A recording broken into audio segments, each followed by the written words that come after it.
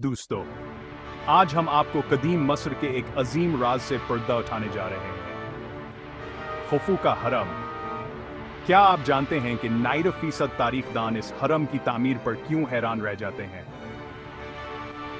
अजिए मिलिए मेरर से। कदीम मस्र के एक दरमियानी आहदे के इस अफसर की डायरी, जो मेरर की डायरी के नाम से मशहूर है, हमें खौफू के हरम की तामीर के राजों से आशना करती है।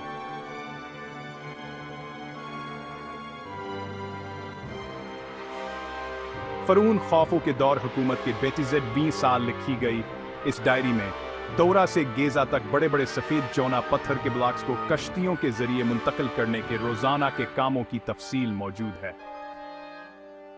जरा तसव्वुर कीजिए, 2 से 3 टन वजनी पत्थरों को कश्तियों के जरिए मुंतकिल करना, और वो भी रोजाना ब्लॉक्स।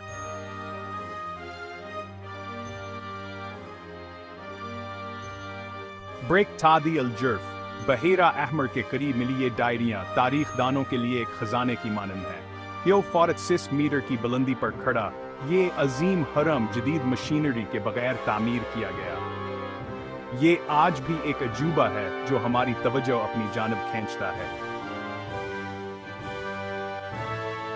तो अगली बार जब आप इस अजूबे को देखें तो मेरर की डायरी और हर पत्थर के पीछे लगी मेहनत को याद रखें। अगर आपको ये वीडियो पसंद आई तो लाइक जरूर करें। देखने का शुक्रिया।